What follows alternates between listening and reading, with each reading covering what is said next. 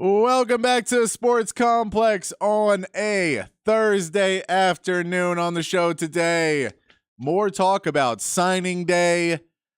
Sark spoke to the media yesterday right before our show, some during our show. So we have the audio for you today talking about some of those recruits, talking about some of the recruiting path, some of the things they go about. Does mention a couple other things we may get to today or tomorrow about Texas as a program in general. We'll get to all of that.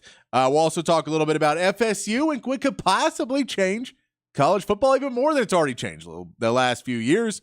We'll get into a little bit more of Texas versus Washington. Get into some NBA talk as well. NFL. There's another clickbait piece going around. I'm going to explain that and a whole lot more. We get into it here on the Sports Complex here on the Horn. And, of course, your text messages. 512-447-3776 is the text line number. 512-447-3776 is the text line number for you guys to join the show. Questions, comments, concerns, whatever you guys want to talk about, we want to talk about it with you. So jump in there because you guys drive the show. We just try to keep it on the rails. By we, I mean myself, Patrick Davis, and across from me, Mr. Jacob Standard. How you doing today, sir? I'm doing good. And real quick, I know we get to the text line later. I just want to mention one time, Nate, the intro music in the beginning is so long because I'm usually doing something ridiculous to try and throw Patrick off his game before we start the show. So that's... It's also long because I usually, when we start the show, have forgotten 3 or 4 things I need to do right before the show. Just haven't done them yet. Trying to get the stream going, trying to get everything going and get it going fast. But that's why it's honestly the whole thing's like 2.5 minutes. Yeah, it's not that long. It's not that long. But yeah. I know. I appreciate that you want to get to us that fast, Nate. Yeah, appreciate that you want the extra minute with us. But no, it is usually due to my ridiculous actions. I apologize. I will not throw Patrick off his game any longer. And I did, as I mentioned. If you've seen the clickbait with Arch Manning, we will get into that in the 5 o'clock. I'm gonna wait until we get some more people because I know I've been asked about it already, but I'm on text messages. Oh, did something happen? So I'll get into it. If you've not seen it, I'll explain it because you will see it. If you get on any social media, it's making the rounds now. We'll get into that and the nonsense that's on that. We'll get into that. But I do want to talk some college football to start off the show. And I didn't want to start on the negative of clickbait. So we're going to start it with something that is clickbaity of FSU and Florida State trying to make a change, trying to change things up for themselves. What their future beholds after getting left out of a college football playoff, which wouldn't happen again because there's a 12-team playoff now. So it's all kind of for naught for them saying we can't have this happen again.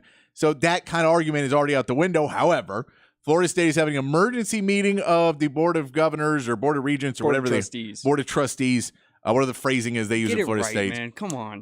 They are going to be having the meeting tomorrow morning to try and discuss how they can forward a lawsuit to get themselves out of the TV deal with the ACC.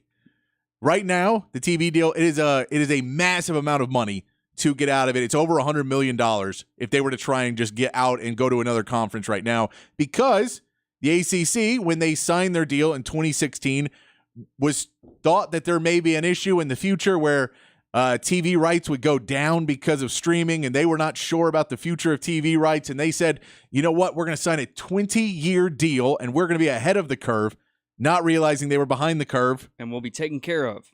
And we will be taken care of is what they thought. They signed a 20-year deal in 2016, and they're not being terribly beaten right now. No. Right now, they are making around $40 million. They made about $40 million a team this season. Pretty good. It's like $39-something million they made a team this season. The SEC's their new deal is they're going to be making about $50 million. The Big Ten, I believe, is about $50 million as well. Yes. And the Big 12 was around 40. Yeah, 41. So a lot of those places were around, kind of in that number. So it was not a terrible number for the ACC this year. The issue for the ACC arises in that it is a 20-year deal with no renegotiations, and so this number is not going to expand at the rate that all these other numbers are going to expand at. Whereas we look 4 or 5 years in the future, the SEC is projected to be around $100 million a year per team, which this is a projection, so we don't know. It could be less, could be more, but we know that the ACC projection right now is about $50 million in 5 years. Yeah. And they would still be 9 years away or 7 years away from renegotiating. So teams want to get out of it. They're going to use the fact that they got left out of this playoff as a factor to try and get out of their contract. This has nothing to do with them getting left out of the playoffs. That's going to fall flat on its face because conference winners have an automatic bid with the 12-team playoff. They do. Yeah. But they're going to try and use this as a platform that the ACC is not respected, that they're not being respected enough being in the ACC. Well, they're not. That they're a major program and need to be with the other major programs. And so a lot of this is crying over spilt milk. A lot of this is trying to use something where you did get the bad break to then turn it into something. And that was not a pun on Jordan Travis, by the way. But boo, it's not a bad pun. But you're going to try and use that to parlay yourself into making more money. Yes. So you're basically using something, and somebody there must have realized a couple days ago, whoa. Maybe we can use this to our advantage. And everyone's so mad and they feel bad. Maybe we could get someone who feels bad for us to give us a favorable decision because we wanted to get out of this deal a year ago. Maybe we can get And some when pity everybody points. was moving and both the SEC and the Big Ten were talking to us, we really thought about it because, the SEC kind of makes sense because Florida's already in the SEC and that's our rival. So we go with them. Maybe we could go over in that world. There was rumors that the Big 12 would definitely want a team like that. Because, why wouldn't you? Because, a couple reasons. One, because they want to expand the recruiting into Florida. Yep. And another deal is that you also add in a blue blood program, a program that has won national championships into a place that doesn't have a lot of that anymore. So you would be very interested in that. And then if you get another ACC team and maybe expand your basketball portfolio and try and bring in some of those teams, some good basketball teams, and maybe look at a Miami too and say, we'll bring in a couple Florida teams, possible options for the Big 12. So that's something you can look at. The reality of all of this and why everybody's going to be watching this story is because what the court sets as a precedent in this ruling, if it goes all the way up and they go to court and they have their day in court and they put out their reasons why we should be out of this TV contract, it could set a precedent that TV contracts do not mean what they used to mean, where Texas had to wait 2 years to get out of their TV deal and then pay. And still had to pay. And then they didn't have to pay as much because basically the Big 12 decided they wanted to get them out. So there was reasons they got it for much less. But the whole waiting period, Texas could join the SEC the next year. Yep. If this court case goes through one way and if Florida State gets their way and it changes where now the Big Ten and the SEC, they're a little bit more worried because they're the top dog and they can still give you, but they realize that any of these teams, if they start to slip in any of these teams and they upset Ole Miss or they upset Alabama or Georgia or one of their cash cows or Tennessee, and those guys decide, screw you, we want to go somewhere else where we feel we can get greener pasture, and the TV networks are standing back saying we have to renegotiate every other year and we can't ever get favorable deals, so now we're going to try and shut down everything. Or what about the flip side where a Tennessee goes to like the ACC and they become the biggest cash cow in that conference? Well, no, and they're always looking for that new opportunity. Well, and they look like Clemson did, where Clemson was in the ACC where they were able to kind of not play the toughest schedule every year. And they were a really good team. As we saw, they won national championships. And it makes you a very profitable organization. But, I think every conference, you'd love to be able to dominate your conference every single year and get the recruiting that Clemson got. Yep. So Tennessee could still recruit SEC areas and then dominate the ACC. But you could people could move around a lot easier. The TV deals would constantly be having to be renegotiated, which nobody wants. So it's a big deal in the world of financing for these teams, and closer to what we talked about yesterday with Chip Kelly and just having one conference. Because once you say, well, none of these TV deals matter anymore, it's going to make the TV companies look at each other and go, okay, let's get rid of conferences altogether. Yeah, we'll sort it out for you. Hey, we don't like this anymore because now you guys are trying to jump and you're playing Fox against ESPN, and then Apple TV's pretending they're a part of it right now. And, and then we're going to say the streamers and NBC may come back in with Peacock and what they want to do, and they have Notre Dame rights. Amazon will probably get in the mix. Amazon will get in the mix. So all these people trying to get in, and you may see them just say, okay, screw this. We're not negotiating with conferences anymore. We want to move it to a full power, whatever the Power 5 is or Power 4 now, whatever that is, we want to go with them. So it is an interesting thing to watch of how it progresses. Well, the board of trustees meeting tomorrow has to be televised or has to be streamed. because of the laws in Florida. Really? So they have to have it so people can tune in and watch and see that there's going to be some butthurt people in there. There's going to be some world-class petty in that meeting. There's going to be a lot of petty, and you feel there's going to be somebody trying to direct the conversation to not go into, we're using this as a money grab. Right. We're going to use something that was bad for us as a money grab. But it's an interesting story looking at for this week because it could mean big implications for Texas and Oklahoma. They had to wait their turn to go move to the SEC, wait till basically the end of that TV contract to move to the SEC, and now they get there, and everybody else is mad that they're not. Once again, Texas pissing everybody off. Now they're mad. Well, they're making. Why can't we move too? We want to be revolutionary too. No, but man, the ACC made a bad deal with the Big Ten that made it so it was a 14 playoff instead of 12, and we got screwed on that. And now the ACC's doing this, and maybe we shouldn't have signed a 20-year deal, but we all agreed to it. You know what the Pac-12 did when they got a bad TV deal? They dissolved the conference. Jeez. Because that's what the TV deal meant, and they saw what the ACC did, and everyone there said we can't get trapped like the ACC did. And if the courts will allow the ACC to basically get out of a bad deal because it's college football and because they don't like that they signed a bad deal and they feel that it's not fair to whatever else, and whatever precedent they set will set a tone for the rest of college football of teams trying to jump and use it as leverage. And every time something doesn't go a team's way, well, we're going to do this now. Yeah, so I think the more likely scenario is they get that renegotiation window shortened. I don't think they allow Florida State to just outright leave the ACC and buy their way out, which, by the way, that number's at $120 million if they were to do it in the near future. I think the more likely scenario is they get them to rule in favor of shortening that renegotiation window. Yeah. No, and that's the reality is they want to shorten it. Like in all, even if it went to 2020 to 2030, it's still a really long. It's still far way away. Yeah, and they just want to get rid of it. It's going to be interesting to see what happens with it. They want to be able to renegotiate at the same time the market does. They don't want. Yeah, they don't want the market to leave them behind. It's unfortunately you and your board of trustees and everybody else agreed with the ACC. Yep. And in 2016, you could have walked away. You had every option to walk away in 2016 and call up the SEC or call up the Big Ten and say, "Hey, this deal we're signing 20 years seems like a bad deal. This doesn't seem." But you said no. We want to be in the ACC. ACC's strong. Clemson's winning. And all of a sudden, when the ACC's not strong anymore, now, no, we're screwed. You agreed to it because you thought it was the best path for you, that you were going to play worse teams and get ahead. And now you realize you can't do that anymore because people don't want it. And in reality, you did do it. You did play worse teams. And if Jordan Travis didn't get hurt, you would have been in. But there was an injury. That's the reason you weren't in. And it has nothing to do with who you played. It's like that Jordan Travis got hurt. And how do you sign a 20-year deal and not expect the market to pass you by? Yeah, I don't know. That one, it just seemed like whoever convinced them, it's the same as the Pac-12 when they came up and said subscription is going to be the wave of the future. It's the same concept. Well, guys, streaming is going to take the TV deals way down. And instead of going, streaming is going to make the TV deals more lucrative. It's going to make them better. Because now people can buy into what they want to buy into. And people can buy into the product they want. You can now sell it at a premium.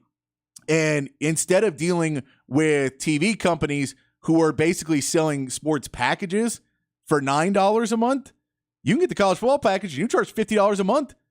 People will pay it. They definitely would. And honestly, if you say $50 a month and it's just college football, I mean, you're going to sell a ton of that. And it may not be, you're not going to have the same amount of eyes. You're not going to get the million viewers that you would have had if you didn't do that, but you still are going to make your money. Yeah, no doubt. Do we know where this conference is being streamed tomorrow morning? I can find it. I can tweet it out. I'll find it. But it's basically they have to tweet. So people have posted where it will be. That's amazing. Let's get into some audio from Sark. I want to play the opening. We'll play the opening real quick from signing day. He talked for a while. He talked for 46 minutes, mentioned a lot of recruits. We're not going to be able to play all of the audio for you. You can find the whole press conference. I believe it's on YouTube, so you can find everything on there if you want to listen to the full 46 minutes. But I'm going to play you some clips that are kind of interesting, that I found interesting in there. And let's start off with signing day, the opening of Sark's press conference on signing day, kind of giving a recap of what the day led to. As far as signing day, which I thought our staff did a heck of a job of a few things here with this class. One, recognizing the needs that we had on the team. Some immediate needs, some long-term needs predicated on where our depth issues might have been on the roster. Two, identifying players that fit who we are, fit physically, right? The physical skill set in kind of the way they play, their style of play, but I think also fit character-wise. These are really good young men, and I think they fit in our culture. And I want to credit our current players for the job they did in help recruiting these guys and getting this class here. I say it every year. Every coach gets up, and I've never heard a coach get up and not be excited about his signing class. Okay, so but I am excited about this class. I think there's a lot of depth to it. I think there's a lot of versatility to this class. Naturally, we need to just look at sheer numbers. Clearly, receiver was a position where we wanted to address, and we may not be done there yet. But to have 4 receivers in this class, 3 high school and a transfer, I think is big for us. The next position, obviously, defensive back, signing 6 defensive backs. Guys with a lot of versatility. And I know we always want to label guys corners and safeties, but the way we play with 5 DBs, the majority of the time, they have to be versatile players. And the more versatile they can be, the more opportunities they can provide for themselves, whether it be corner, at the star position, or at safety. So excited about that. And then I think the last piece that was really important was the defensive line of scrimmage, and to sign 5 really good players at that spot with the 2 edges and then 3 interior guys. I think that helps solidify some things. So not to take anything away and not to just start singling one guy out at a time. I know we'll get asked about that. I just think this was a really complete class, really versatile. And like I said, I don't think we're quite done yet. I think we'll have a couple things to go here over the next day or two. And then as the portal shapes itself out, you never know what happens there. So, but all in all, proud of our staff and the job that they did, our recruiting staff, our coaches. Recruiting takes everybody. And everybody did a great job, including our players, and excited about this group of guys because I think they're made of the right stuff to come into our program and be successful. Some good stuff there, kind of the opening for you. We'll get into a couple more clips here. And so one of the things he mentioned early on was someone asked him about, well, with transfer portal now, what is this? What's the impact on recruiting, and does signing day matter as much anymore with transfers and everything else? And Sark gives a good answer because people will say, well, why does signing day matter? Like me. I asked you that yesterday. And if we look at Texas team right now, there's probably half of your starters are important transfers. Yep. And half of your starters are recruits that came to Texas. Home built. Like our left tackle, who's going to go pro, is Kelvin Banks. That dude came to Texas. He has been in the program. Tavondre Sweat, the defensive player of the year, came to Texas. Probably should have been the Heisman winner, but, that's neither here nor there. Just saying.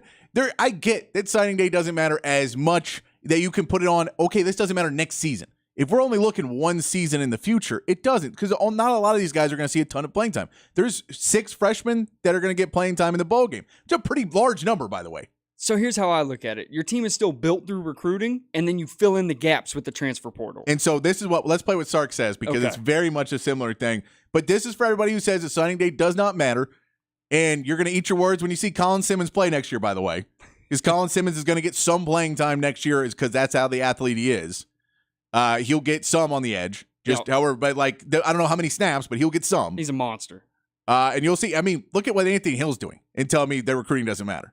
Oh, yeah, that's a good point. Look, Manny Muhammad coming into the game when Ryan Day, our transfer, gets hurt, or Ryan Watts, our transfer gets hurt, and Manny Muhammad comes in and is helps us win a Big 12 championship, helps us win some games at the end of the year. How about your backup running back?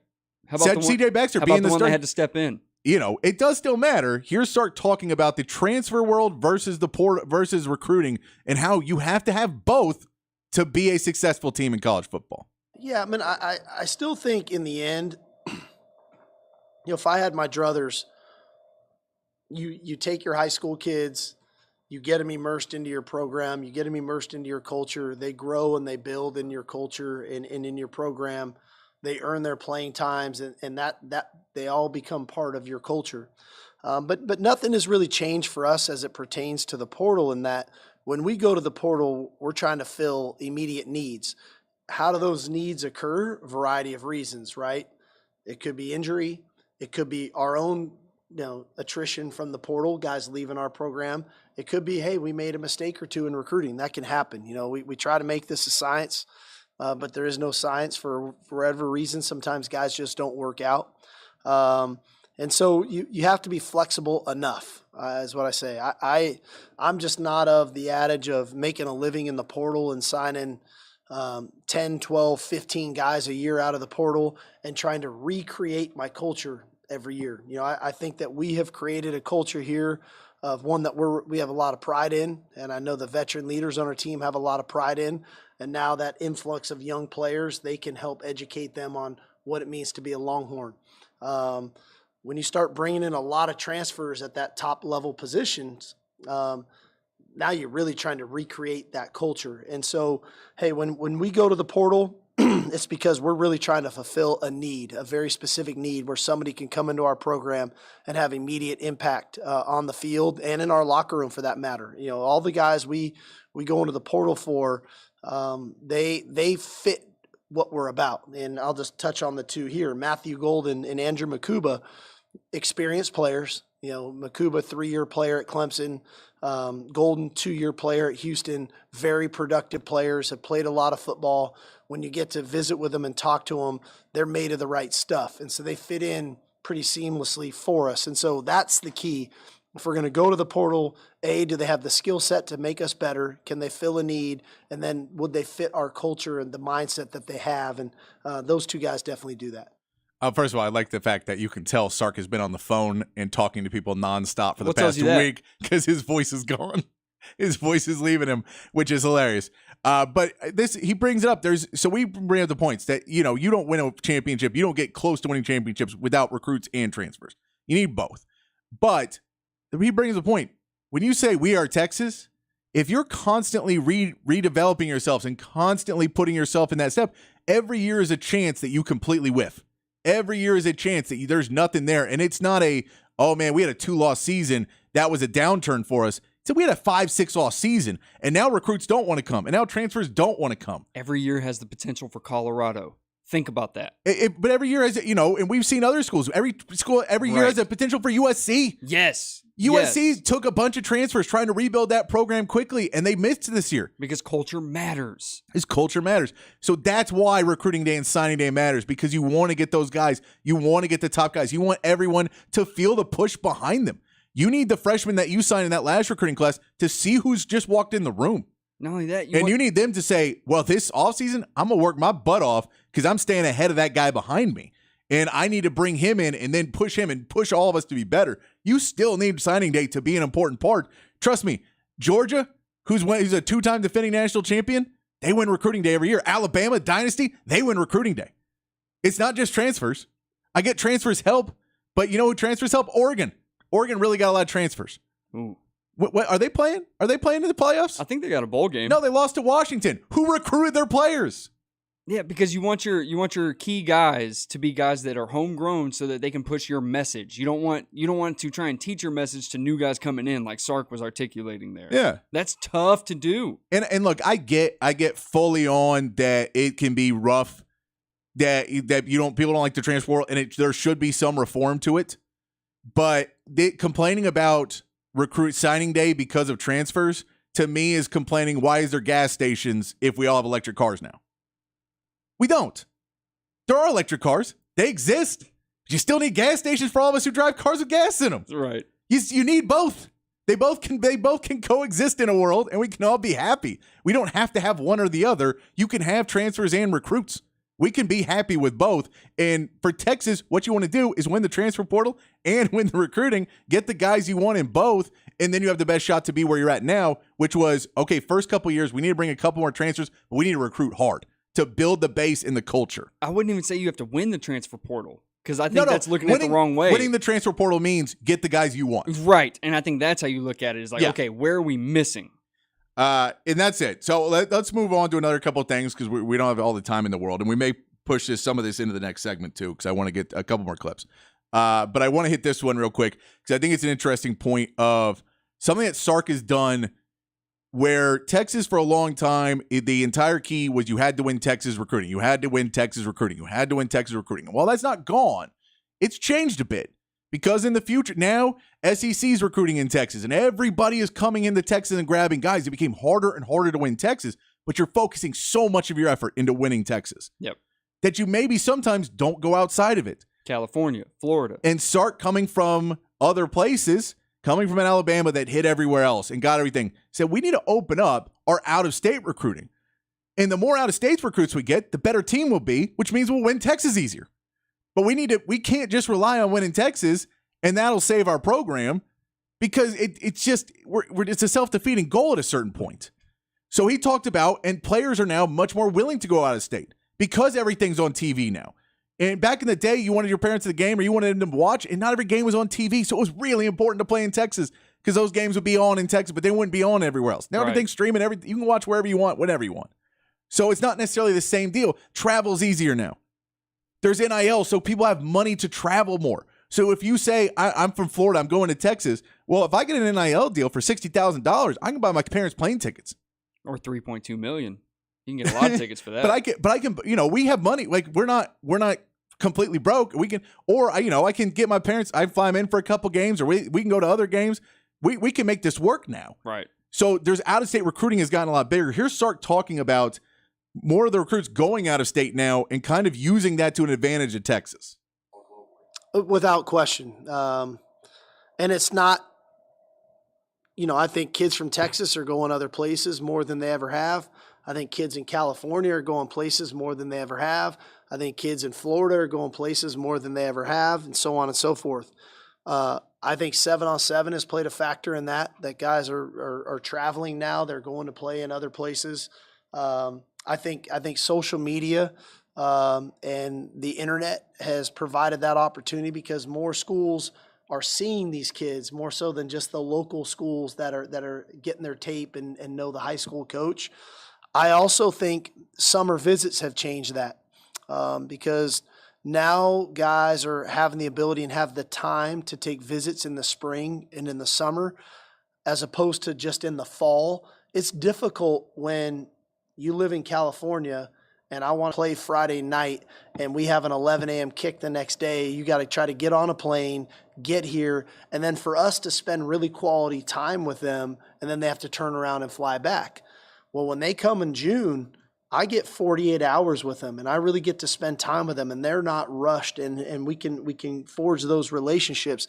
But that's the same for the kid that's here in Texas and when he goes to visit somewhere else around the country. So I think all those things have added up to you're seeing more kids travel. You're seeing more parents comfortable with allowing their kids to travel. That doesn't mean that, man, we're not trying to sign every great player in the state of Texas. But unfortunately, we're not getting them all the way maybe we would like right now.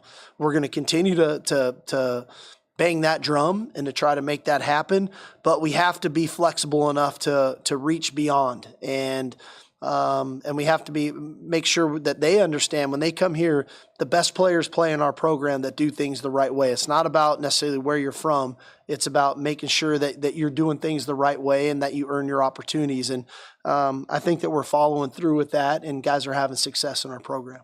So it gives you a different viewpoint of what it means for these recruits and how you're able to kind of take this new approach and it's help Texas recruiting, because now instead of just we have to get the 5-star running back from Texas.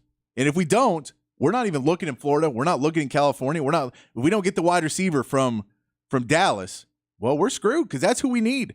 And when A&M or Alabama or Georgia or Oklahoma comes in and gets him, we lost that battle, and we're not going anywhere. We're not going out of state. Right. Sark has come in and really upped the out-of-state game, upped the money. Texas has the money to do all this. Up that game. Give me the private jet. I'll fly around everywhere, and we'll go meet with all them, do in-house visits. We'll go do that. It has made a huge difference in the recruiting classes because you're able to bring in more 5 and 4 stars. And he just went, I get in Texas, we do this, and this is the way we think in Texas. But I'm from Washington. We weren't able to do that in Washington. In Alabama, you're not able to do that in Alabama. Right. So we got to be able to be flexible. Yeah. Could you imagine if Alabama tried to get every single one of its recruits from Alabama? And only Alabama. Only him. Yeah. And then secondarily, we would look at Texas and Georgia. And if Georgia only went to Georgia. Exactly. Georgia has good high school kids. Yeah. But if they only did that, I don't think they're defending national champs. Yeah, no, it's an outdated practice. I'm glad Sark is updating it. And he's updating. It's one of the more factors. And there's a couple other clips I'd like to play. We got to take a break. We're going to talk a little NBA. The Hall of Fame candidates were just announced. So we're going to get into that as we find it, as me and Jacob see it for the first time too. We will get into those nominees in basketball, talk a little bit about the games and the Texas teams. As we move on the sports complex in hour 2, we will get into some NFL, play you some more sound from Sark today, talking some more recruiting. Get into all of that here. And, of course, your text messages, 512-447-3776. Let's give a big fat poll of the day, though. We didn't get to talk about it too much, talking about Texas and Washington. But I do want to – we're going to talk a little bit about it. We'll push this till tomorrow, too, talking about the big-time players for Texas. But let's hit the big fat poll because I want to ask you a question on the text line. Patrick's Big Fat Poll of the Day on the Horn. I want to ask you, because we're going to talk some more about it tomorrow, but I want to know, who do you trust the most with the ball on 4th down? And you could say just Quinn Ewers. I trust him to make the right decision. What's the distance? It doesn't. 4th and 5. Okay. That's so fine. It's not 4th That's and fair. 1. I'm not saying 4th and 1, but Right. but you need to make a play. So it's 4th and 5. It's not 4th and long. Yep. You can still run the ball. You can still throw it. But do you trust Quinn to make the right decision? Do you say, hey, man, I trust Quinn to throw it, but I need it to go to Xavier? Or I want it to go to AD? Or I trust Jay Witt? Or I trust JT Sanders to come out and 4th down with the game on the line? I trust him. Do you trust CJ Baxter? Do you say, give the ball to the running game? That guy is pushed forward. He's done his job. Who do you trust on 4th down? What do you say to T'Vondre Sweat? Just throw it to him in the goal line and we'll get it done. Who do you trust on 4th down? If the game's on the line, 4th down, you got to pick this up. Who do you trust in the big game, in the big moment? So we're going to talk a little bit more about that tomorrow when we have a little bit more time. We wanted to play you some of the sound because there was some good stuff out of that clip. 46 minutes he talked today. So some good stuff in there. We'll come back. We'll get to some of the poll answers and some NBA. And the NBA Hall of Fame candidates were announced. We can maybe even mention that the Hall of Fame for the NBA, different credentials Oh, is it?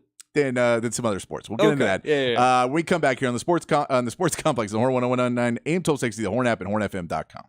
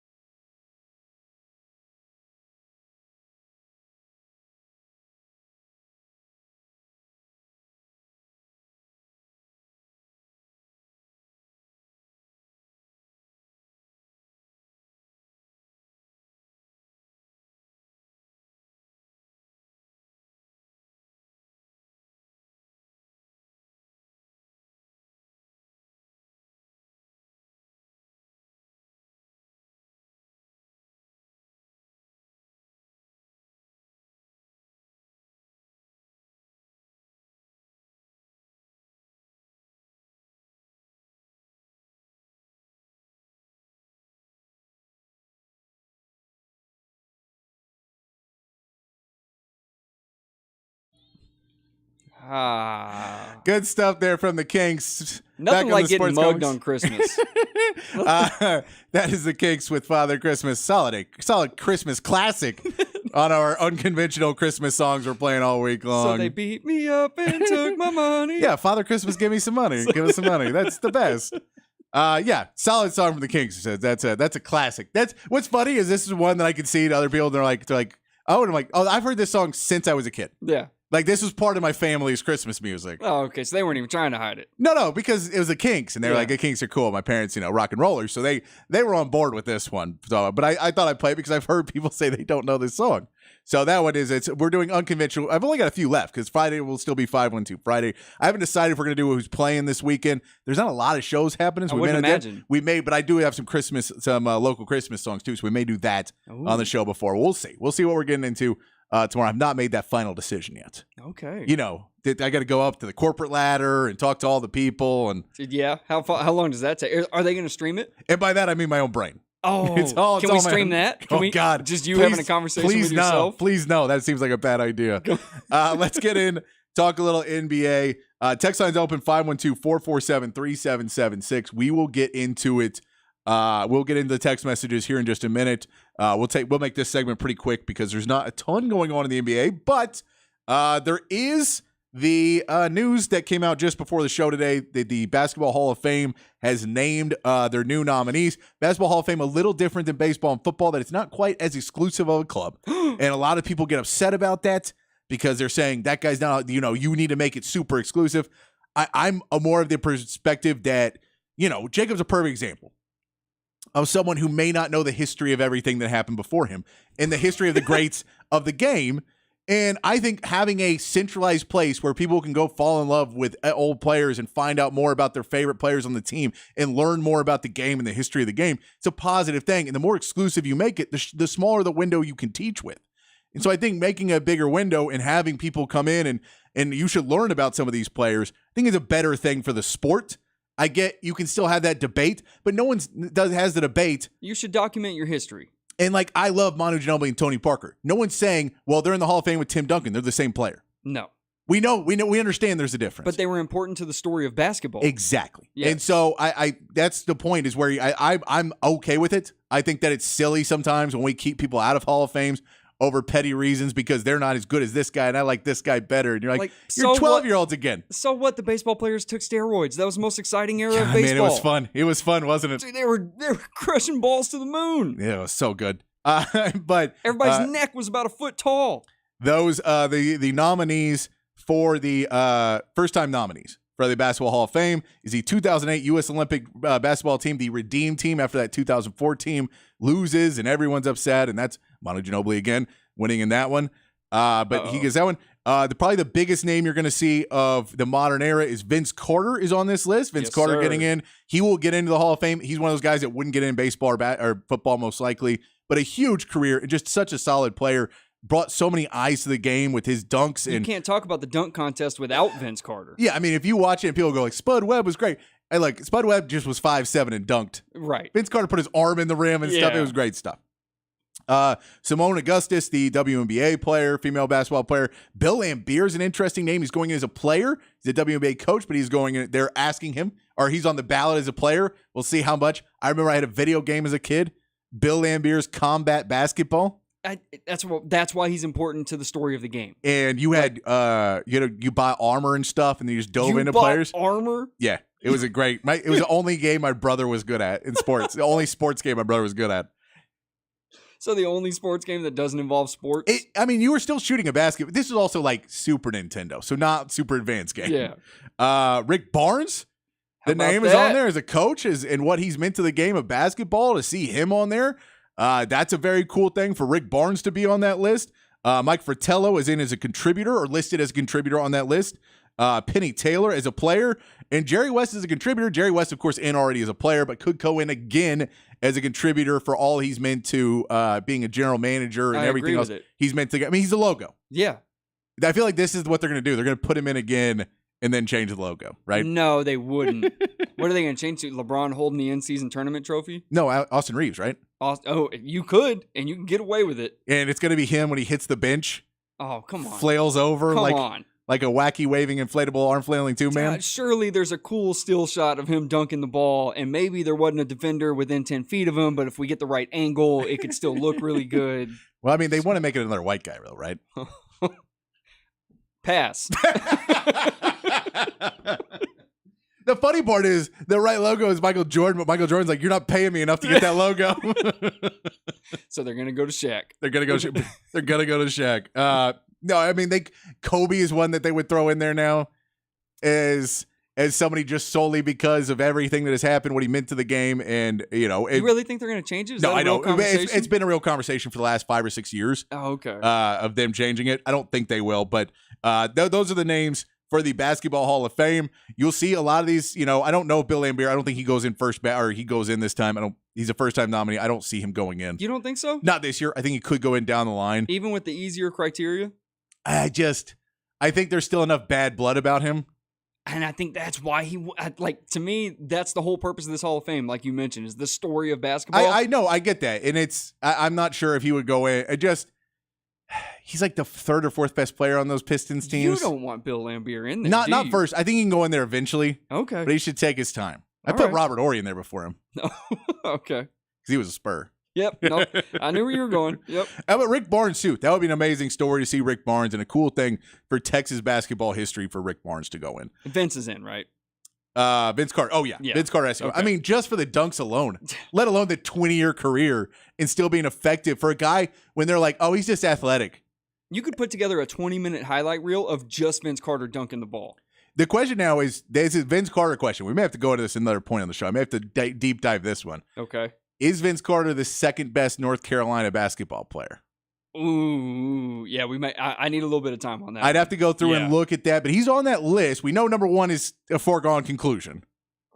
Man, there's so many good ones though. Yeah, but Michael Jordan's one. Obviously, Michael Jordan's one. I And then wasn't it's like going anywhere else with Anton that. Jameson, Rasheed Wallace. There's Grant Hill, Grant Hill. Well, no, Grant Hill was Duke. or not Grant Hill. I'll come up with You it. come up with it. Yeah, I do. But there's a lot of great UNC players. Vince Carter's up on that list for what he meant to the game at a point in time. And so it'd be an interesting one. I'll talk to my UNC people too and see what they say. If you got a viewpoint, if I'm way off and he's not even close to number 2, tell me on the text line. Some other notes. The Hawks beat the Rockets yesterday. The Rockets at home. The defense did not show up at home this time. It did for a quarter. It did for a quarter. They end up going 134 to 127. The Hawks shoot 42% from 3. Trae Young has 30 points in the game. The Hawks didn't play any defense either. We saw the Rockets shoot 47% from 3. We saw Jabari Smith put up 34 and Fred Van Vliet put up 32 in that game. The Clippers beat the Mavs 120 to 111. The defense too much for Luka to try and overcome with all those guys being out and injured. We see Luka go 9 for 25 for 28 points. Hardaway goes 8 for 21 for 21 points. They shoot threes even worse than that. Kawhi Leonard, of course, a big impact. Paul George is out for the game. Kawhi Leonard has 30 points in that game. And tonight, the Spurs will take on the Bulls. Bulls are 5.5-point favorites. Keldon Johnson and Wembanyama are game-time decisions, both expected to play last I read. And Devin Vassell is sick, so we do not know if he's going to be able to play or not. They're going to see how he's feeling as we get to the end of the day. All right, let's take a quick break. When we come back, we're going to the text line, 512-447-3776. Poll of the day, who do you trust the most with the ball on fourth down? Big game, big play. Who do you trust the most? We'll get into that when we come back on the Sports Complex on the Horn 1019, AM 1260, the Horn app, and hornfm.com.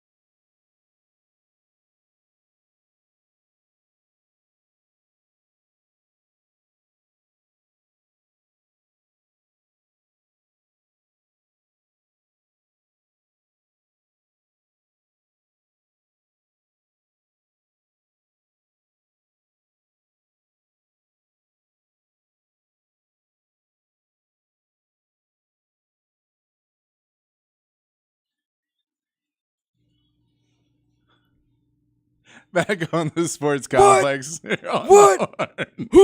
Oh, some good stuff from DMX. Solid stuff from DMX on the unusual or unstandard, the non-standard Christmas songs. Ooh. You don't like this one? Oh, well, no, just the non-stand. Oh, you weren't making a pun on No. my name? Oh, okay. No. Oh, okay. No. That's just me thinking everything's about me. That's my fault. No, I That's mean me. these are not your Christmas standards. Yes. You know, Christmas standards, and Real Thread No Ranger kind of is, but not the DMX version. The theme of it is, yeah. The song itself is. What? Text on Dublin 512-447-3776. I've only got one more song. I've only got one more. It's a solid one. This is my favorite one. This is an Okay. actual good song. It's my favorite one that we play all week. Let's just play it for the whole next segment on repeat. On repeat. I could listen to it all day long. The texters. Let's get to the text line. Jim Harbaugh says the report sends us the report that Jim Harbaugh knew about that the Chargers would be interested in Harbaugh if he leaves Michigan, and he says Jim Harbaugh knew about this a week before the Chargers did. I think he knew. I think he knows there's certain positions. The question is, are the Chargers actually interested in him, or is this just another story of somebody saying, well, they're looking at coaches, Yeah, because remember the Bears were super into him too at one point, right? and then they backed out of it. Yeah. So the Bears makes the most sense still because he was a player there, so he kind of works in there. I think that there's some other teams that could make some sense here where he would end up. I think the Raiders kind of make sense in the fact they like to make hires like this, but as an actual coach, I don't know if it works. Well, I think the NFL would be overall easier for Jim Harbaugh too because they just give you the film there. You don't have to go get it. Yeah. Well, and then also throw out the fact that there's more.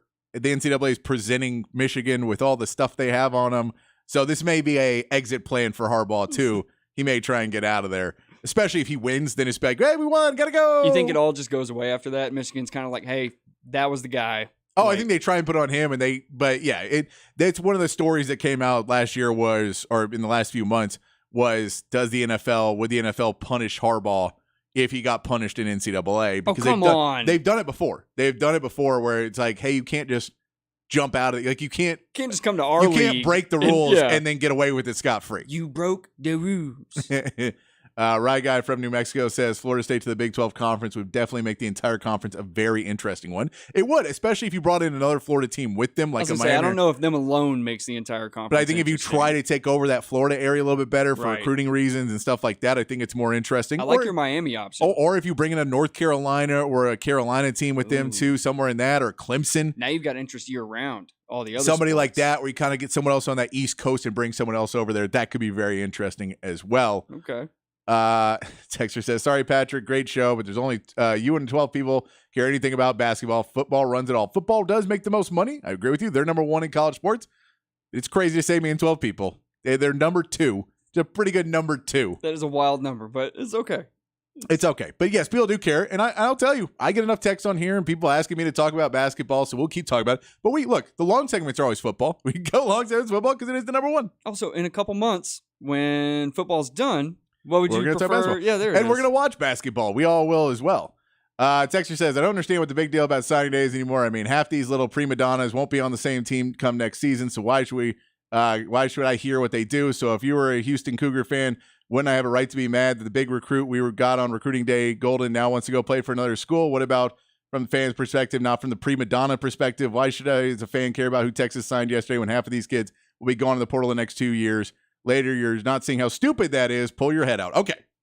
That was a lot. That was a lot, and I will tell you straight up, if you don't want to hear about signing day, do not listen to College Sports Town Radio because we're going to talk about signing day. Just up front, we're going to talk about it. 2, we gave you 3 or 4 reasons why it does matter earlier. It does matter for culture because over half of your starters on Texas right now were guys recruited to Texas. Yep. We can throw Houston out. Their coach left. The guy who recruited him left.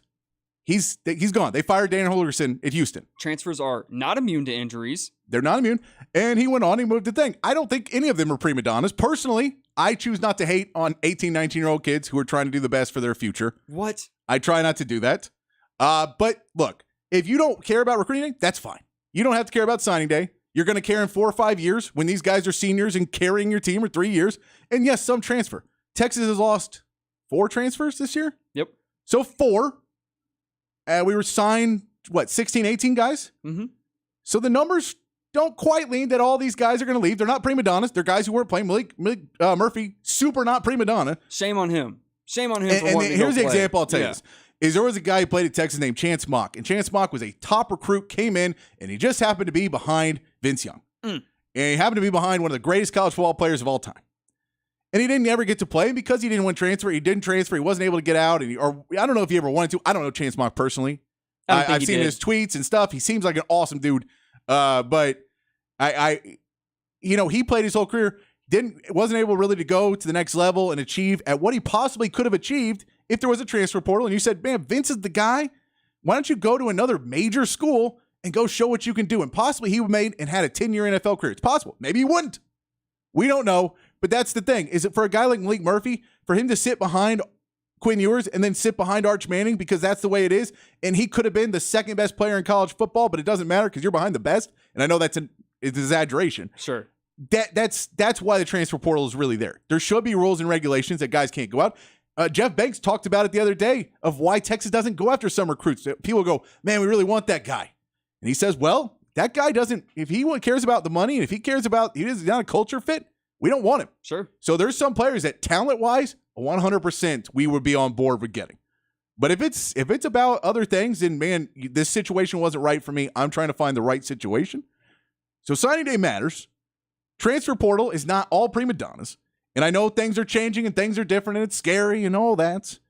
But it is the future of college football. It's the future of sports. I get that there's problems with it, but it is the future. But it's not the right way. It's going to continue to happen. If you want to get mad about it and blame the people that you want to blame signing day, where these people have full intentions to stay at the University of Texas and play, and you want to get mad at those kids because somebody else broke your heart For decisions they might possibly make in 2 years. and because someone else broke your heart, it's going to be tough, and I feel bad for you. I appreciate you listening. I hope you enjoy the rest of our coverage that is not about signing day, but we're going to talk about signing day because in reality, It's important. for everything I've known in 20 years of covering sports, it matters. Just my 20 years experience covering sports. What do you know? Just my 20 years experience. Just every single person I've ever talked to who covers sports. What do you know their about experience. this new world, Patrick? Just my opinion. But we're gonna take a quick break. Get back on a good note. We're gonna come back, get more of your text messages. We'll talk about Arch Manning clickbait and get back on a bad note. We'll get on there and then we'll get back on a good note. Talk about the Pro Bowl and some NFL. We'll get into all of that coming up here on the Sports Complex on the Horn 1019 AM 1260, the Horn app and hornfm.com.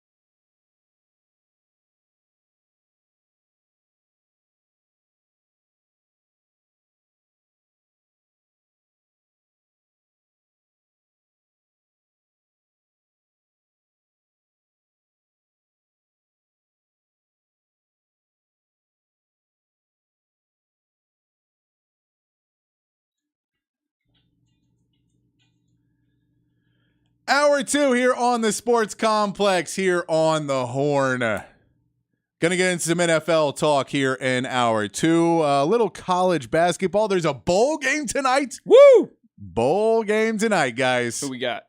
It is the roofclaim.com Boca Raton Bowl. Alrighty. That's a classic, right? How many times you watched that one? I mean, as many times I've been to roofclaim.com. You don't remember the roofclaim.com Boca Raton Bowl from last year? You don't remember the 1968 Boca Raton roofclaim.com Boca Raton Bowl? You don't remember? No. You don't remember that? That great game, it came down to the wire and then That's crazy, man. It finished like 2-5.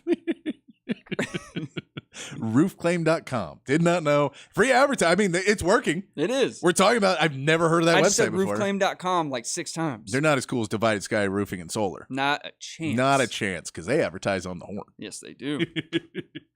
Let's go over. You know what? We got the text line going right now, 512-447-3776.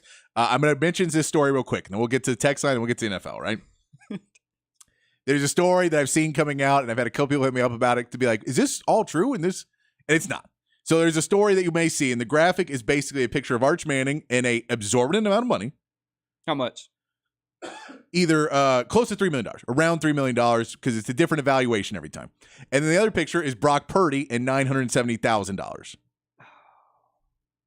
And then the comment is basically, this is what a backup quarterback makes in college, and this is what a pro quarterback makes. No. The one I saw was this is what the MVP frontrunner The makes. MVP frontrunner makes, and this is what a backup college work. So it's of course taking the massive extremes, because the second in MVP and third in MVP and fourth in MVP all are making close to $40-50 million a year. When you put in Lamar Jackson and Dak Prescott and all those guys, Patrick and Patrick Mahomes, they're all making $40-50 million a year. So Right. so we're already messing that up. We also want to throw in the fact that Arch Manning is making $0 right now. According None. to everything we've seen, is that Archie Manning and that Cooper Manning have said that Arch Manning will not accept NIL money until he is a starting quarterback. In fact, the only time he did, he donated it. He did a thing for charity, and he gave all the money to charity. His rookie right? card or whatever. His rookie card, yes. Yeah. So we've seen that. So the story is already debunked from the beginning because it's not true. Second of all, those are valuations.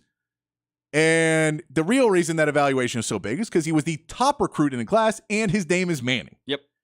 So this is not backup quarterbacks. This is not the backup quarterback at Toledo is not making $3 million, and Brock Purdy is also not making $970,000, because here's the crazy thing. When you get to the NFL, What's that? and this has been true in the NFL, the entire existence of the NFL, All right, lay it on me. you can make money off of your name, your image, and your likeness. So Brock Purdy makes probably over $3 million a year in endorsements. No. So if you want to know why Shohei Ohtani can put off all his endorsement, all his money, I saw and you go, this that dude number, is yeah. making $2 million a year. How is he going to live in LA on $2 million a year? Ha ha ha. He makes more money than any other contract in MLB solely on endorsements. $50 million. $50 million a year on endorsements. 50 so mil. his name, image, and likeness for Shohei Ohtani is $50 million. Gotta be nice to be Shohei for just like an hour. So if you see this article, flag it for false information. Do whatever you can. It is driving me crazy that people believe this stuff. It is just more false information where they're using our favorite young backup quarterback, who Sark did confirm today is the backup quarterback in the Sugar Bowl. How do you think they come up with these evaluations? Because that's the key word, is the evaluation. And then just say this fact. And then just like, say he earned this. You're hearing this. By the way, I need to start putting my evaluations out there. Right. Yeah. We had text line. Put out my evaluation of what I made. Because I'm about to start spinning that. I'm going to show people a text line at stores. No. This is what I earned. Yeah, you should be giving me free stuff. I made $4 million this year, allegedly. Excuse me. Do you know who I am? Do you know who I am? 4 texters did. And one of them only spelled my name wrong by 1 letter. Yeah, man, if you're spelling Patrick Davis wrong, come on. All right, well, let's get back to the text side. I just wanted to clear this up because people had asked me about it, and it's going viral now. And I've seen different ones. Some say 2.8, and I've seen it jump up to 3.2 million that Arch Manning has allegedly made this year, and all college backup quarterbacks now make. I saw them with the 3.2 million number before the season started. They Yeah. said that was his NIL evaluation. Yeah.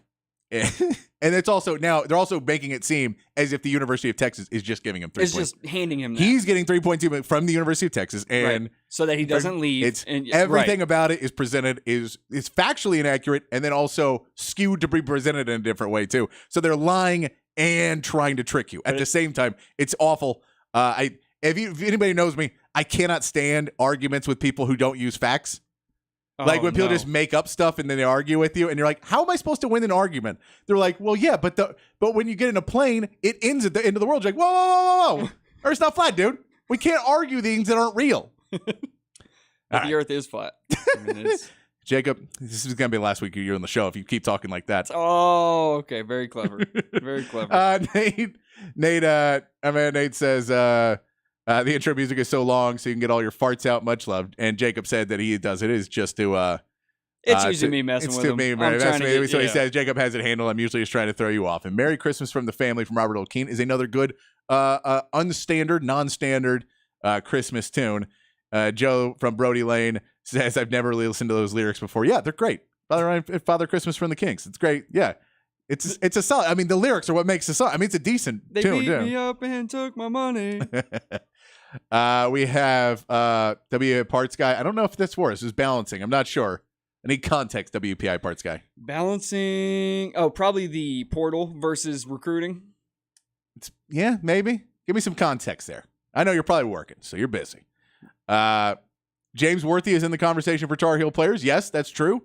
I put James Worthy up there, too, is in the conversation as second best Tar Heel player. By the way, I was completely wrong earlier. Grant Hill was definitely the player I was thinking of, and Grant Hill definitely played at Duke. He did. But we're going to say it's before Jacob's time. Bad. That's how he uses out for everything else. That's not my out. It's just the truth. Tell football guy his tiny brain doesn't understand the nuances of basketball. Please talk more basketball. See, that's what I'm saying. People want to talk basketball, and also I don't think football guy is a tiny because I love football too. I just played basketball and didn't play football because I didn't like getting concussions. Oh. So I personally got a lot of concussions playing, and I didn't like it. So I played basketball. I enjoyed that. It's love of the game. It's why I started covering basketball in 2002, writing articles. So I love it. I'll still talk it because I've covered it. I was lucky enough to be working with Craig Way doing the games last few years for Texas, and really love being a part of that. So we're going to talk, but we'll talk football too. We'll talk everything here on the Sports Complex. It's a complex. It's a complex of sports. Yeah. I was more of a Draymond Green style of basketball player. I did not last long outside the freshman team. You played like football players. I didn't mean to though. No, I know, but that was always when you play with football players, it was dangerous because you would see them coming out for you'd be shooting a three and they would be coming from the paint. He's not hitting the brakes. Yeah, you're like he's not stopping. He thinks the same, and like when it's like or like on a baseline, you're getting the shoulder. You're getting it. Scarlett says signing day is to college as the draft is to the NFL. The portal to college is what free agency is to the NFL. You build through the draft, you supplement through free agency. Bingo. Scarlett, it's solid on that one. Bingo. And I get that the portal, we don't want it to be complete free agency, but it is more of that right now. But it is not the Wild Wild West that every year in free agency, the NFL teams go from worst to best because of the NFL free agency. It doesn't happen. You can add things in, but you can't just keep getting people in. And if you want to say there's no salary cap, there isn't, but there is because donors will not spend the money on players that they don't think are elite players. It's a lot harder to get, honestly, it's a lot harder to get $200,000 for a backup offensive guard than it probably is to get a $2 million for a star wide receiver. Yeah. It's probably a lot easier to get the money if you say there's a star player who you can convince him is going to matter big. Then, look, we just need depth. And in the NFL, when you're signing free agents, you're probably going to go for some depth. You're probably looking for depth. Texter says, the times are changing, Patrick. Get with them. The portal has ruined college football recruiting. Change can be hard. 20 years ago, people didn't even know how to use fax machines in recruiting commitments, to fax and recruiting commitments. Okay, so how are you going to say that the portal is ruining football and change can be hard in the same sentence? I just vehemently disagree with you. I'll just say that. We'll move on from it. I vehemently disagree with you. I've given you multiple points of why I believe what I believe. I think the portal has changed college football for sure.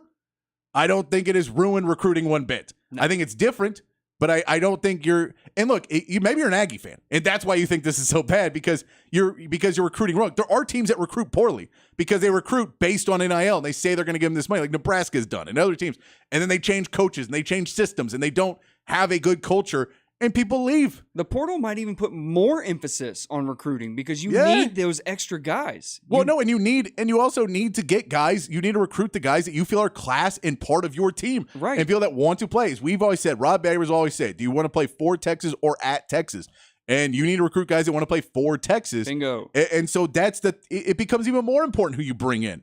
So we can sit and say, yes, some of these people will probably never play on the field for Texas, and that's a shame. Or we could say guys like Casey Kane, who came here with full intentions of playing for Texas, and all he wanted to do was play for Texas, And it didn't work out. it didn't work out, and he sees that they've recruited guys behind him, and they passed him in the practice, and he is no longer on the ones. He's now on the twos and the threes, and he realizes he's not moving up where he needs to be. That's the problem.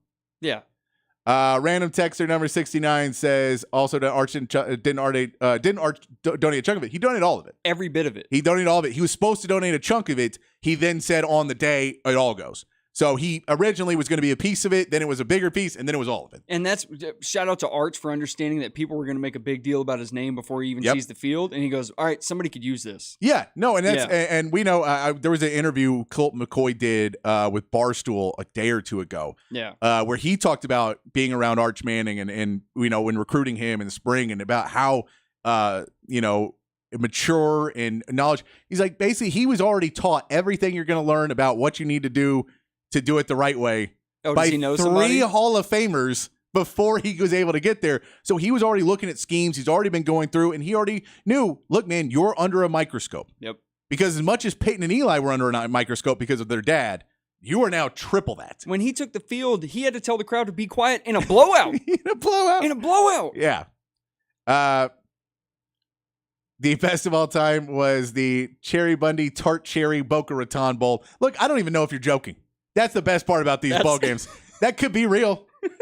I didn't know what Toastery was yesterday either. I found out. The chief engineer told us it was a breakfast place. It's an establishment where you can walk in and have bread toasted You for got bread you. toasted, yes. Yeah. They have the massive 65 toast at one time toaster, but you got to load the whole thing up, or it's just going to cook one of the ones on the edge too So much. everybody just goes and waits in line, and then Yeah. when that 64th person gets there, they're like, yes, we We get also toast. found out Cracker Barrel serves booze now. Well, supposedly. First of all, I didn't know they didn't. It seemed like It was never. Every time I've gone has been early enough in the day that I never asked. it seemed like a plea of like, see, everybody does it. Everybody, See, not just me. Yeah, I know. I'm See? there right now. Yeah. I'm at the bar, aka gift shop, with a cold one. WPI Parts Guy. 4th down, my go-to is Burt Auburn, maybe. Okay, I like that. Actually, I really like that. I like that. I That's like- a bit of a smart aleck response. But I like it. I I like like that a lot. it. I like that you're saying kick the ball. Yeah, I kick the ball. I appreciate like that. it. I Good appreciate thinking. it. A solid one. Solid one. Chief engineer says, I don't want Harbaugh to the Raiders. Don't think it will work. Successful Raiders coaches or player coaches. Harbaugh is a hard ass. I'm not sure his methods will work with the independent grown ass men. I also don't think it's a long-term solution for anything. And the problem is, You don't think so? You don't think whoever goes after Harbaugh is thinking long term? No, I don't think Harbaugh's thinking long-term. The Raiders. Oh, okay. I think Harbaugh would be the coach that comes in and tries to win. And then when he does, same thing with the 49ers, which he was there for a while, but he was successful. he was successful and then had to go away because everyone retired on that team yes. because he was very hard on them. But there was part of it where I think that if he went to the Raiders, you're already paying Gruden still. You're already paying Josh McDaniels still. And there's a decent chance Harbaugh would leave before you were still paying him. You could be paying 3 coaches at once. And looking for another. And looking for another. It Plus, could. they really like Pierce. I don't think they're moving on. Yeah. PD, have you played Run DMC's Christmas Halls? I have not. I feel like there was too much of a classic now. I've heard that one my whole life too. I didn't put in there because it was too much of a classic. I like the DMX inclusion. The in there. DMX inclusion was in there because it's not fully on. Yeah. Also, we have, he says, transfer portal is one of the best things to come out in my lifetime. All schools have a chance to turn it around every year. Some semblance of parity is a great thing. Hope bounds eternal. I'm thinking small mid schools. Look at what Texas State is doing. It's great for the goal of entertaining competitive games. And I'll tell you, I actually think NIL has helped a lot in kind of a different parity, that it now means that some schools are being able to get recruits that would never consider going there. Yes. But they get 1 or 2 really good players on their, or better players on their team, and are able to kind of compete a little bit more without having to get everybody. Right. You're able to kind of bring in a couple people to lift up the ship a little bit more. I think this is a fantastic point, and my best example is look at what happened during this year's college football playoff decision. Yeah. Right. We've never had more That's true. discussion on 5 teams worthy of making the playoffs. You want to talk about parity? Yeah, the portal is definitely helping college football. Yeah. Also, have you guys seen the Dick or the Kicker video? Yes, it is great stuff. Look that fantastic. up online if you have not seen that yet. And let's see what else. Touched a pain point for me. I refuse to argue with anyone. Maybe it's the engineer in me. Facts matter, and facts are achieved by scientific method. A Facebook post does not mean news. It's certainly not facts. You insist on 2 + 2 = 5. Well, fine. God bless and go forth. Can't say that last part. And he also says, you really got home with him on that one. I trust me, it's such a, and I get that there is part of my brain that's an engineer brain, and it's I need facts and I need things to make sense. I need concrete numbers. The OnlyFans Cherry Bowl is where it's at. I'm not sure if you're joking or not. No, they're in the Pop Cherry Bowl. Okay. Just silence, everybody. Silence. So the correct response for that joke. Correct response. Silence. Do we have anything else? Let's talk some NFL. Should a pause of silence to edit that out in the post. All right. We go. Look, let's go. Nice, easy conversation, real quick. What's that? And I want your conversation on the text line too on this. That they have announced NFL big news, huge news from the NFL. They've added tug of war to the Pro Bowl competitions. Sweet. If you know, they have like precision passing, Yep. dodgeballs on there, Yep. kick-tac-toe. Oh yeah, I saw that. Tac-toe. Yeah. That was a bit of a failure. They have a last year. gridiron gauntlet that they're doing, which is like done by the same people that do American Ninja Warrior, trying to put stuff together Cool. like that. I'm on. They have like the style catching and the coolest catch thing that they do. I'm on with So that. they have a bunch of that stuff that they're doing, some other stuff. But I want to know, because they're adding tug of war, which makes sense. Someone's going to get hurt, though. It seems like that's going to be awful, but I don't think so. I hope not. But if you got to add a Pro Bowl game, text line, if you got to add a Pro Bowl game that just skills competition or something like that for these players to do, what would you add? I've got a couple suggestions. I want to hear Jacob. Okay, I've got offensive line keg race for sure. Backyard draft. Okay. And I know that would take a while, so you just put them on a feed on the side on a live stream and you just watch it just slowly devolve. Question. Can this involve keg stands for kickers and punters? Yes. Okay. Yes, absolutely. Because I want to see the kickers and punters get involved, but the linemen just holding them up, Yes. keg stand, and then try and kick a field goal. Oh, yes, that's before Okay. kick-tac-toe. Okay. Here we go. Okay, so that's the first one. Next suggestion, 3v3 basketball tournament. You pick your teammates of all the Pro Bowlers. That would be competitive. Yes, it All would. right, I like that. I like that one. All right, now the last one on the same thought process, wiffle ball, backyard draft. Okay. AFC versus NFC. Okay, I'm not bad with that one. I had one. This might be mean though.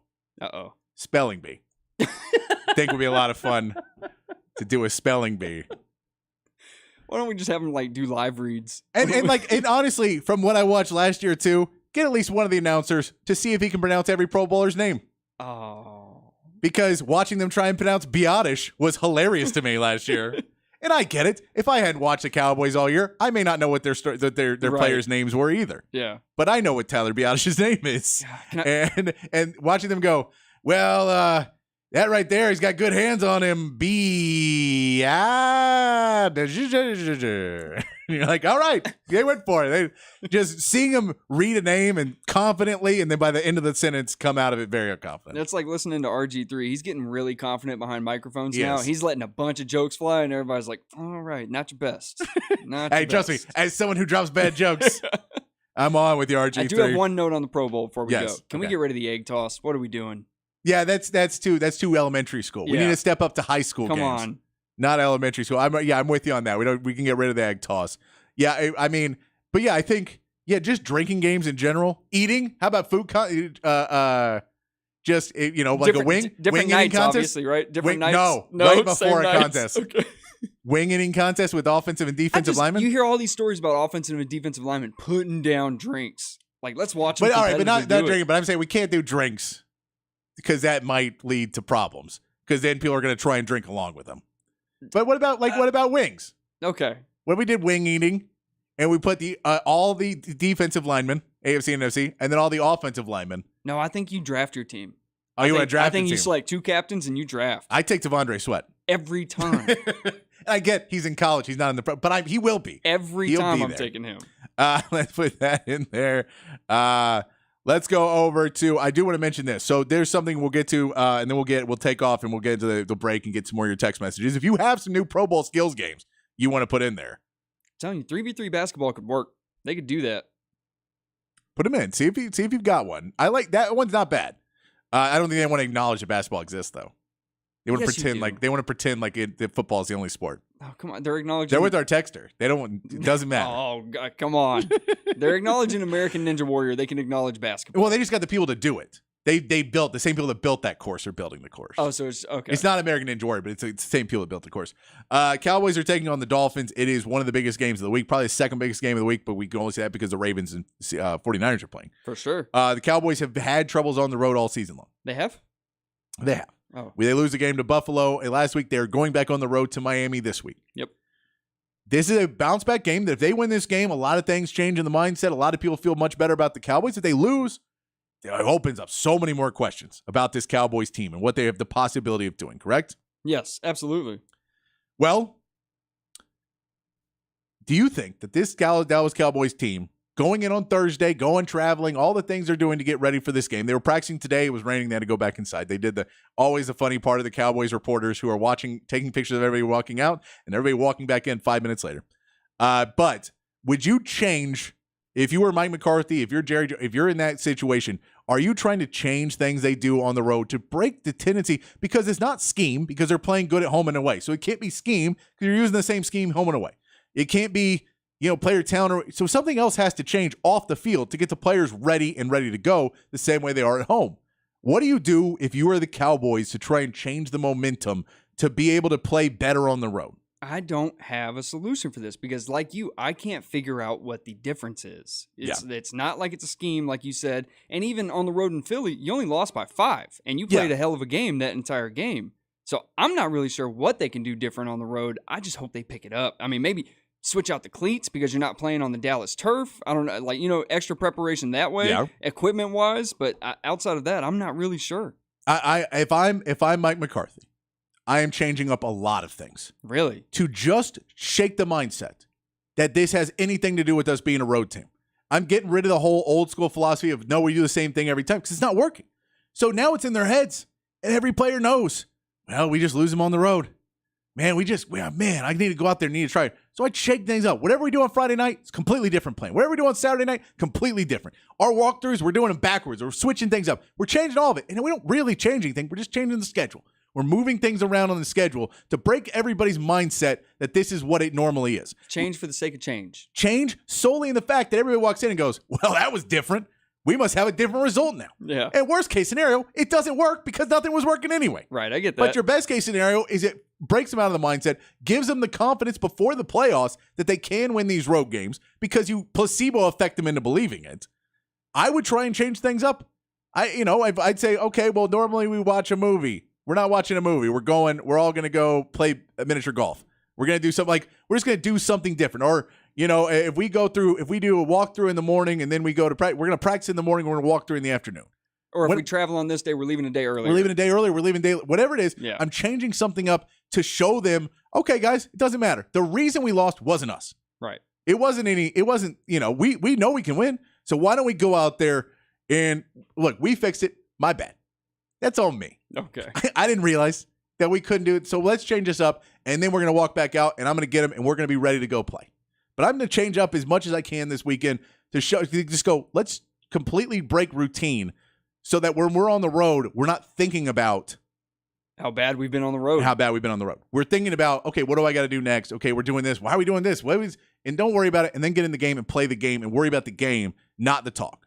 Yeah. No, and like I said, it's not like they've been abysmal on the road. It's just that's where the losses have come. That's where the losses. I mean, they were abysmal last week. Last week they were abysmal, but like I said, you went in the Lincoln. Cardinals was a weird one. They were abysmal. No. 49ers. Okay. Look, they're not abysmal every game. I was gonna say there's other road games. There are other ones. Yeah, there are, but I don't think they've been being that bad at home. They haven't lost at home. So I get it. I get what you're saying. The only really bad games they've played have been on the road. Sure. So that's what we're looking at. I change things up. That's just me. But, they're not listening to me right now.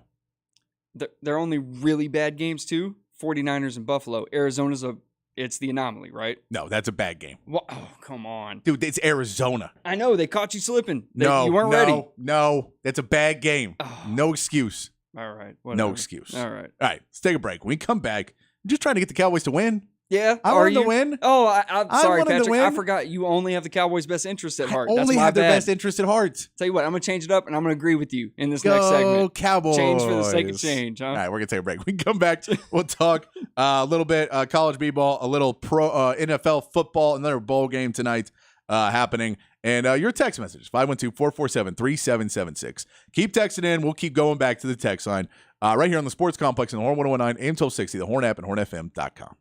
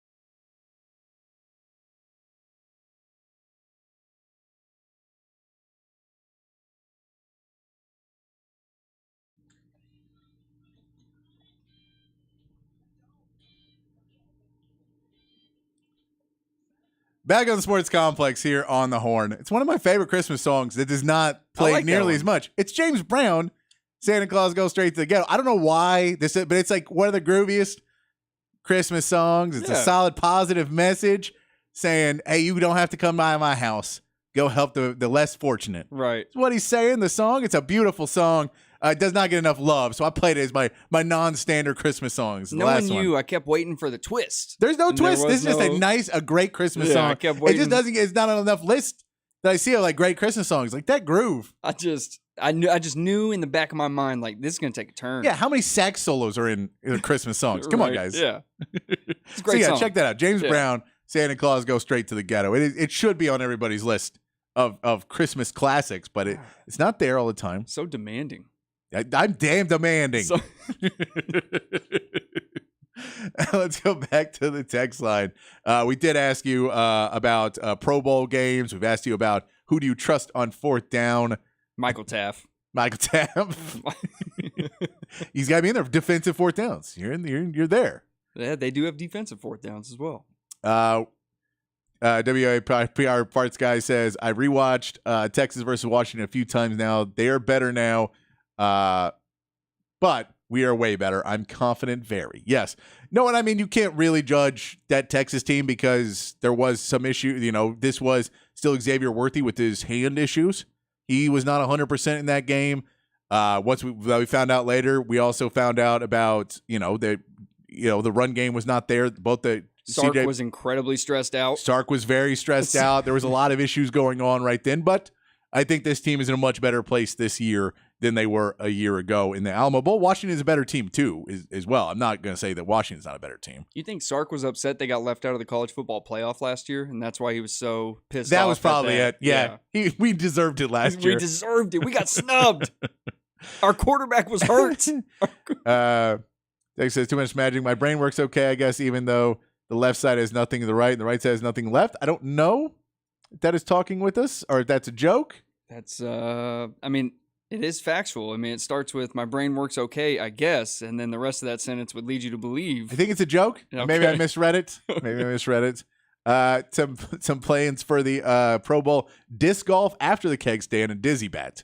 Ooh, wow. But I say dizzy bat passing, dizzy bat kicking. I could watch. I could do dizzy bat kicking. Scarlett, as a Cowboys fan, I have to sadly admit there's nothing they can do. They are soft. That is toughen up. That's Watching- a defeatist mindset. Watching Jacob across the way every time I get to read one of these. That's a defeatist mindset. Come on, Scarlett. Don't do that. No, what Scarlett, get in there. They need to tackle better for sure. They need to tackle better, but they've tackled better at points in the season. They just tackled really, really bad in Buffalo. The recency bias is crazy on this I know one that's right now. like that's when they went. Random Texter 69 really going off on a limb here. Really?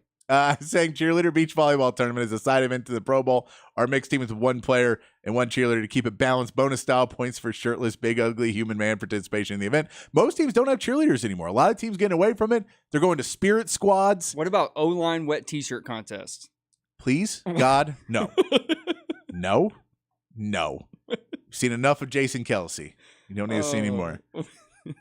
I'm just trying to spice things up a little bit. Let's go in here and say, we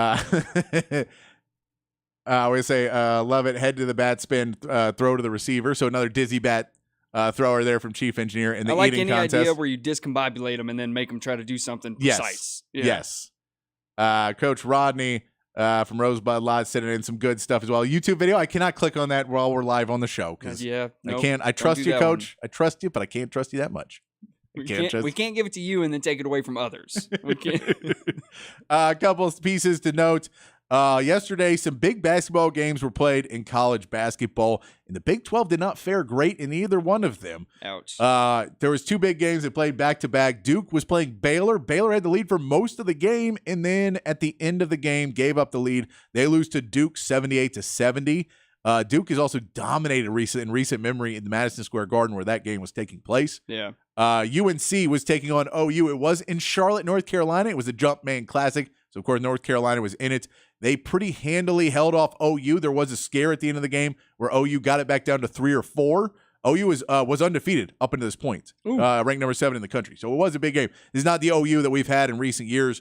They have Owe now who's playing really well. So they're playing pretty well. I don't know if they're going to stay at that top level once they get into Big 12 play, but they play non-conference and played really well.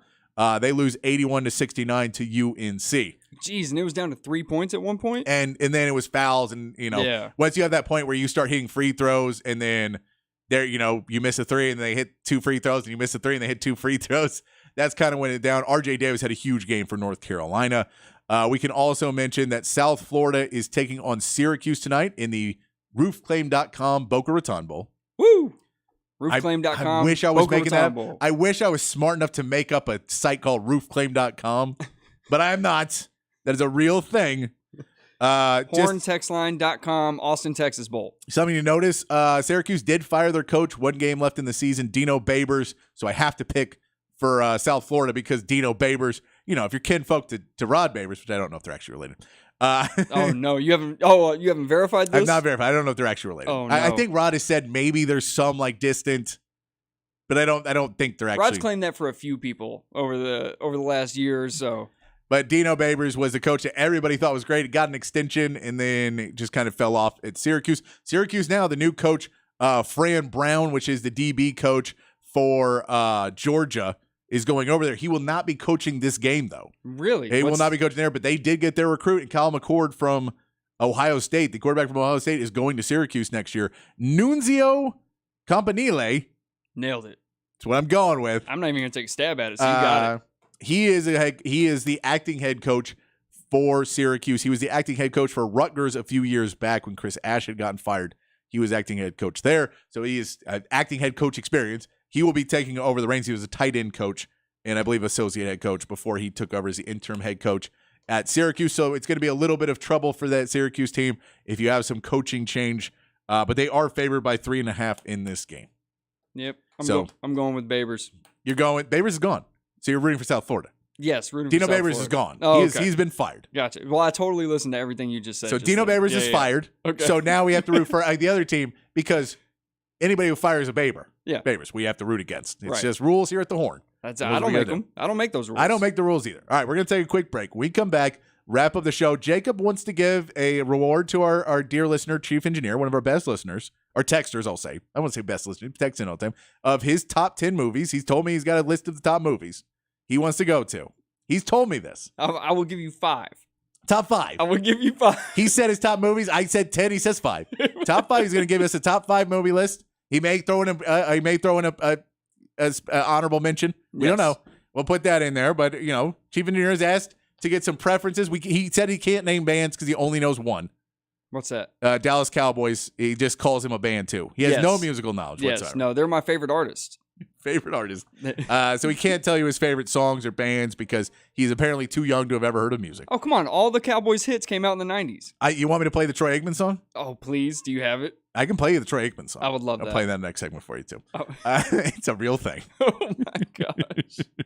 No one's heard that. I'll give that to you too. We'll get to that and we'll wrap up the show with any more of your text messages here. Wrapping up. As we get closer to the holidays, just having a little fun. As we get closer to the holidays, I know a lot of you guys are off. We appreciate you listening. Here on the Sports Complex in the Horn 1019, AM 1260, the Horn app, and hornfm.com.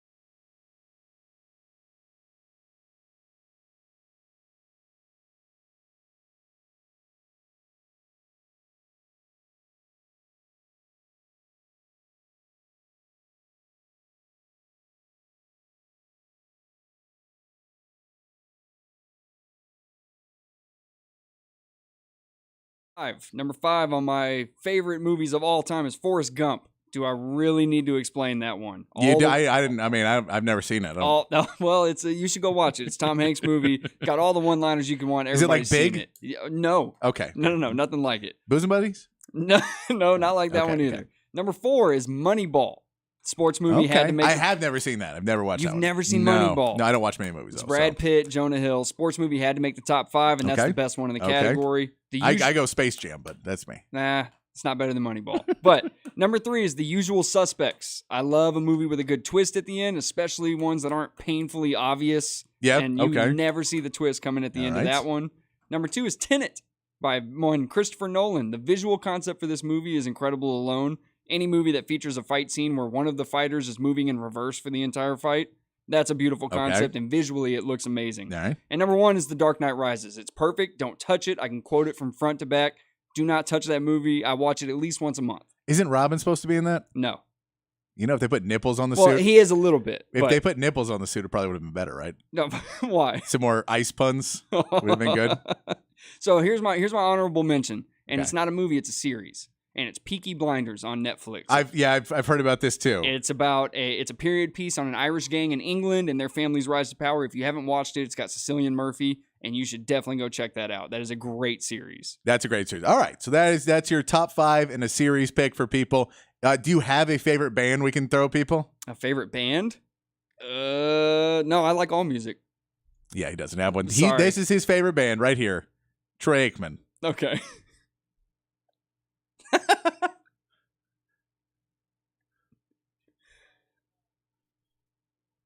This is a real song. Is he singing in a prize closet?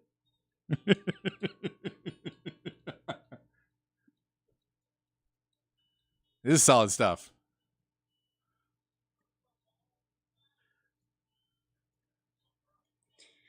No. Yeah, so we all know what that real song is. That is that right there is Wasting away again. No, in that's Margaritaville. come on, that's Jacob's favorite artist, Troy Aikman, doing from the album Everybody Wants to Be a Cowboy by the Superboys. No.